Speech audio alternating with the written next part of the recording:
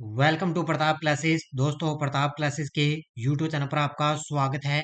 आज है 5 जनवरी 2024 और 5 जनवरी 2024 के जितने भी इंडिया और वर्ल्ड के जो करंट अफेयर्स के क्वेश्चन बनते हैं, आज उनका हम डिस्कशन करेंगे। पूरा वीडियो ध्यान से देखना और लास्ट में आपसे क्वेश्चन पूछूंगा जिनके जवाब आपको कमेंट बॉक्स में देना होगा। आज अपने पढ़ेंगे कि पीएम ने 400 करोड़ रुपए के फास्ट रिएक्टर प्लांट का उद्घाटन किया। Vibrate Gujarat global investor summit में मुख्य अतिथि कौन होंगे और वरिष्ठ न्यायाधीश नालसा के कार्यकारी अध्यक्ष के रूप में किसे नियुक्त किया गया, इनकी आज हम चर्चा करेंगे। तो पूरे लेटेस्ट न्यूज के साथ डेली आपको ये 7 बजे करंट की क्लास मिलती है। और आज है 5 जनवरी और 5 जनवरी की आज की करंट की क्लास बड़ी शानदार रहने वाली है, क्योंकि मुझे लग रहा है भी आज की क्लास में आपको भविष्य के अंदर इसी क्लास से आपको करंट के 2 से 3 क्वेश्चन आपको एग्जाम के अंदर देखने को मिलेंगे। बड़े शानदार क्वेश्चन आज आपकी करंट की क्लास से बने हैं, तो आज इस क्लास का बढ़िया अध्ययन करना और शानदार करंट के क्वेश्चन आज बने हैं, क्योंकि आज लगभग 3 से 4 क्वेश्चन नव नियुक्तियां यानी कि नई नियुक्तियां हुई है किसी की जगह, उनकी भी आज अपने बात है करेंगे। तो सारे विद्यार्थी एक बार वीडियो को लाइक शेयर करेंगे। सभी साथियों को गुड मॉर्निंग। आपको इसके अलावा आपको हमारी करंट अफेयर्स की टेस्ट सीरीज लेनी है तो प्रताप क्लासेस का ऐप डाउनलोड करें। वहां पर पूरे साल यानी कि 2024 की वार्षिक करंट अफेयर्स की टेस्ट सीरीज लॉन्च कर दी गई। इसके अंदर आपको जो आपको यहाँ पे डेली क्लास मिलती है उसका शाम को डेली टेस्ट मिलता है। फिर जैसे ही संडे वाला संडे के दिन आपको क्लास मिलेगी वीकली, उसका भी टेस्ट मिलेगा। फिर मंथली टेस्ट भी आपको मिलेगा, जैसे मंथली क्लास होगी और मंथली टेस्ट भी आपको मिलेगा। तो इसके अंदर जनवरी 2024 से दिसंबर 2024 तक आपका पूरा करंट आपको मिलने वाला है। तो ये 100 रुपए के अंदर अपनी टेस्ट सीरीज है, 1 साल की वैलिडिटी है और बढ़िया तरीके से आपका करंट यहाँ पे तैयार है हो जाएगा। तो सबसे पहले हम कल के क्वेश्चनों को रिवाइज कर लेते हैं। हाल ही में पीएम विश्वकर्मा योजना लागू करने वाला पहला केंद्र शासित प्रदेश बना जम्मू कश्मीर। किस संगठन ने सैन्य अंतरिक्ष यान X-37B लॉन्च किया? तो स्पेस एक्स ने। मोदी जी ने किस राज्य में 20,000 करोड़ रुपए से अधिक की विकास परियोजनाओं का लोकार्पण और शिलान्यास किया? तमिलनाडु के अंदर। आज इसकी बात और करेंगे। सीएम योगी आदित्यनाथ द्वारा किस शहर में यूपी के पहले फ्लोटिंग रेस्टोरेंट का उद्घाटन किया गया? तो ये प्रयागराज के अंदर। दुनिया का सबसे बड़ा 18 मिलियन टन लिथियम के भंडार किस देश में खोजे गए? अमेरिका में। किस राज्य सरकार ने वृद्धावस्था पेंशन की आयु 60 से घटाकर 50 कर दी? तो झारखंड के सीएम। और हाल ही में फेलिक्स ततीसकेदी किस देश के राष्ट्रपति चुने गए? तो कांगो के। और हाल ही में पीएलआई मंजूरी प्राप्त करने वाली पहली भारतीय ईवी कंपनी कौन सी बन गई? तो वो बन चुकी है ओला इलेक्ट्रॉनिक बन चुकी है। तो ये थे कल के क्वेश्चनों का रिवाइज हमने कर दिया है और ये रोज शाम आपको क्वेश्चन टेलीग्राम पर मिल जाते हैं। और इसके अलावा अपनी टेस्ट सीरीज है एनसीईआरटी बुक की है। और जो साथी फर्स्ट ग्रेड की तैयारी कर रहा है तो हमने फर्स्ट ग्रेड स्कूल व्याख्याता ओनली समसामयिकी करंट अफेयर्स 2024 की भी टेस्ट सीरीज अपनी चल रही है। इसके अंदर आपको जो साथी फर्स्ट ग्रेड की तैयारी कर रहा है उसके लिए हमने भारत और राजस्थान का ऑनलाइन टेस्ट सीरीज स्टार्ट कर दी गई है ओनली करंट अफेयर्स की। इसमें आपको ओनली करंट अफेयर्स मिलेगा और टॉपिक वाइज आपको मैंने 2 से 3 टेस्ट डाल दिए इसके अंदर ऑनलाइन टेस्ट सीरीज। जितना आपको शेड्यूल इसके अंदर दिया हुआ है उतने टेस्ट आपको मिलते रहेंगे। जब आरपीएससी फर्स्ट ग्रेड का जब तक एग्जाम नहीं होगा तब तक आपको इसके अंदर मतलब टेस्ट आपको लगभग करंट के इसके अंदर मिलते रहेंगे। तो ये 100 रुपए के अंदर इसका भी चार्ज है ओनली फर्स्ट ग्रेड के लिए। और इसके अलावा अगर कोई साथी इंडियन पॉलिटी की टेस्ट सीरीज लेना चाहे तो ये भी हमने लॉन्च कर रखी है। इसमें संपूर्ण टॉपिक पर आधारित आपको ये ऑनलाइन टेस्ट सीरीज मिलेगी। तो स्टार्ट करें आज की क्लास। पहला क्वेश्चन देखो। हाल ही में प्रधानमंत्री ने किस राज्य में 400 करोड़ रुपए के फास्ट रिएक्टर प्लांट का उद्घाटन किया है? इस क्वेश्चन को तो आप स्टार ही लगा दो, एग्जाम में पक्का ही टपकेगा। प्रधानमंत्री ने किस राज्य के अंदर 400 करोड़ रुपए के फास्ट रिएक्टर प्लांट का उद्घाटन किया? और ये किया है तमिलनाडु राज्य के अंदर। क्योंकि इसी बार लगभग पिछली बार लगभग 1 साल पहले ना कर्नाटक के अंदर एक फैक्ट्री का उद्घाटन किया था मोदी जी ने, ठीक है। और वो क्वेश्चन सीधा सीधा जो पिछली बार सीटी का एग्जाम हुआ था ना उसमें ये क्वेश्चन आ गया था। तो ये बड़ा शानदार पॉइंट है, ये भी एग्जाम के अंदर टपकेगा। देखो मुख्य तथ्य। पीएम मोदी ने एक ऐतिहासिक क्षण को चिन्हित किया है जब उन्होंने Indira Gandhi Centre for Atomic Research IGCAR Kalpakkam में 400 करोड़ रुपए के प्रदर्शन फास्ट रिएक्टर ईंधन पुनर्प्रसंस्करण संयंत्र को राष्ट्र को समर्पित किया है। जब भी कोई मोदी जी के द्वारा अगर किसी मतलब अब इन्होंने इसको 400 करोड़ रुपए के अंदर इस प्लांट को क्या है संयंत्र को राष्ट्र को समर्पित किया है। इसी प्रकार पिछले साल भी कर्नाटक के अंदर एक संयंत्र था, उसको मोदी जी ने देश को समर्पित किया था और वो एग्जाम के अंदर क्वेश्चन आया था और ये भी राष्ट्र को समर्पित किया, तो जाहिर सी बात है एग्जाम के अंदर ये आएगा। कलपकम स्थित फास्ट रिएक्टर जो बिजली उत्पादन कंपनी है वो भारतीय नाभिकीय विद्युत निगम लिमिटेड में इस पहल में सबसे आगे है और इसके अंदर बहुत ज्यादा इसमें मतलब बिजली उत्पादन कंपनी और इसके अंदर सबसे ज्यादा ये इस पहल के अंदर सबसे आगे है। हाल ही में किस देश के प्रधानमंत्री vibrate Gujarat global investment summit के 10वें संस्करण में मुख्य अतिथि होंगे? तो ये गांधीनगर के अंदर अभी आगामी गुजरात के अंदर होगा 10वां संस्करण इसका vibrate Gujarat global investment summit है और इसके अंदर चेक गणराज्य के जो प्रधानमंत्री है वो यहाँ पर मुख्य अतिथि के रूप में उनको आमंत्रित किया गया है। कौन आएंगे? चेक गणराज्य के प्रधानमंत्री। और अपने अब की बार 26 जनवरी पर कौन आएंगे? गणतंत्र दिवस पर है तो वो आएंगे फ्रांस के राष्ट्रपति। देखो चेक गणराज्य के प्रधानमंत्री पेटर फियाला कौन है?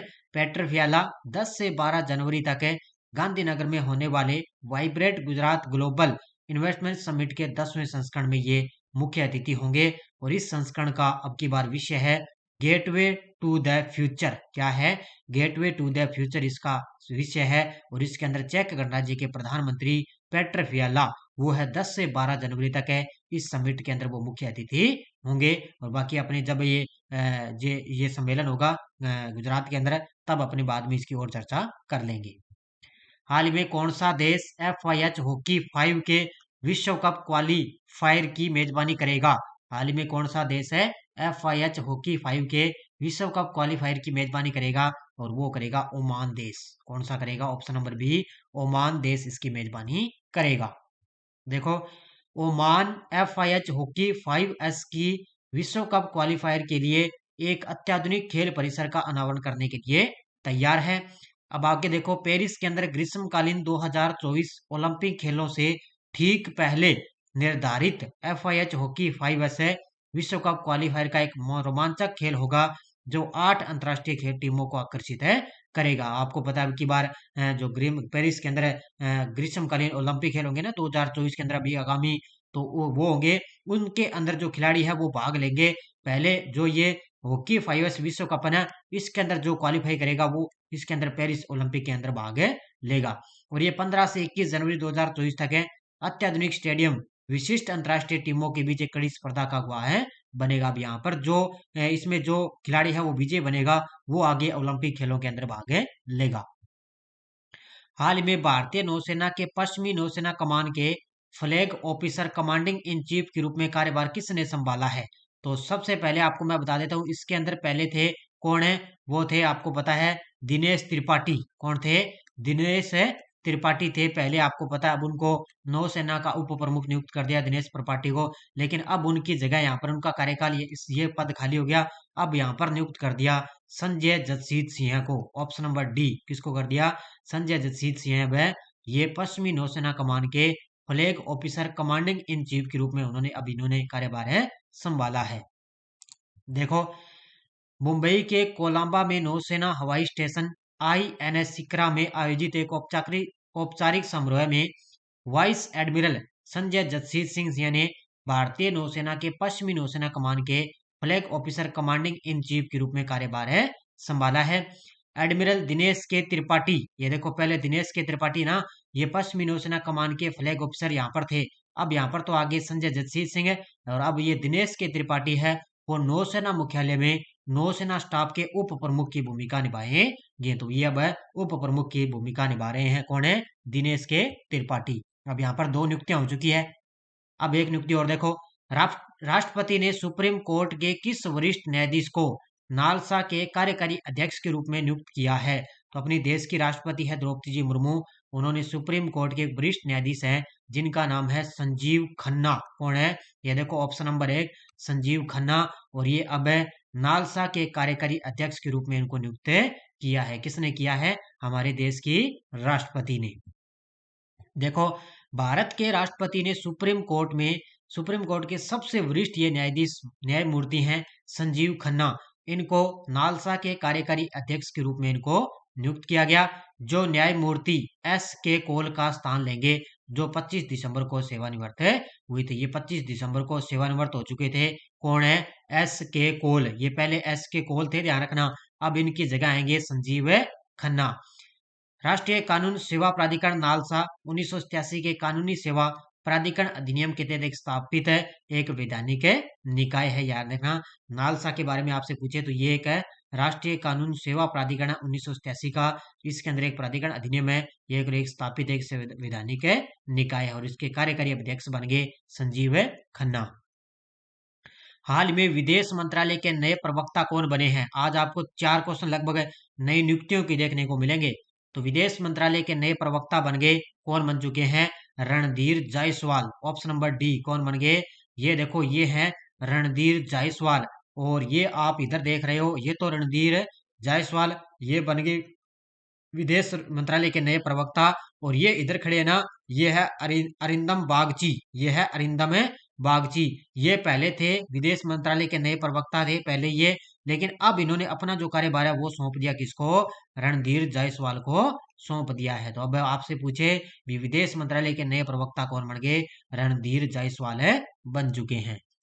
देखो, विदेश मंत्रालय एमई में एक महत्वपूर्ण परिवर्तन में आधिकारिक प्रवक्ता अरिंदम बागची ने रणधीर जायसवाल को कमान सौंप दी है।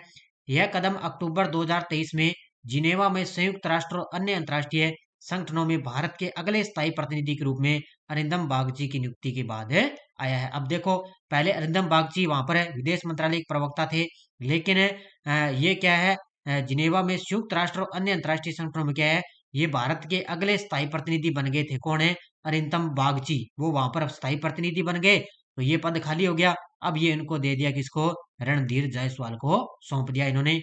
आधिकारिक प्रवक्ता की भूमिका रणधीर जायसवाल संभाल रहे हैं, जो 1998 बैच के ये आईएफएस अधिकारी हैं। तो याद रखना, ये भी एक नई नियुक्ति है।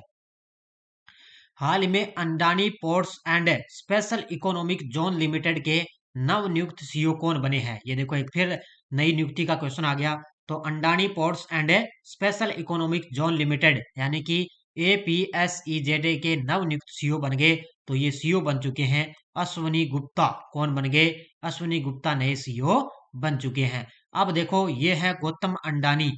ये क्या थे? ये प्रबंध निदेशक थे यहाँ के, ठीक है। गौतम अंडानी प्रबंध निदेशक थे, लेकिन अब इनकी जगह ये आगे कौन है? ये देखो, करण अंदानी, ठीक है। ये करण अंदानी आगे, ये देखो, ये करण अंदानी है।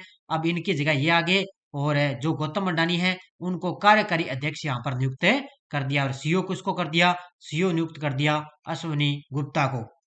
अब देखो, आगे आपकी पूरी समझ में आ जाएगी कहानी क्या है। FASEZ ने सीईओ कर्ण, ये पहले सीईओ कर्ण अडानी थे, ध्यान रखना। पहले की अगर मैं बात करूं ना, तो पहले सीईओ थे करण अडानी ने करण अडानी को गौतम अडानी के स्थान पर प्रबंध निदेशक के रूप में पदोन्नत करने की घोषणा की है। देखो, गौतम अडानी थे पहले प्रबंध निदेशक है, लेकिन अब बनेंगे करण अडानी।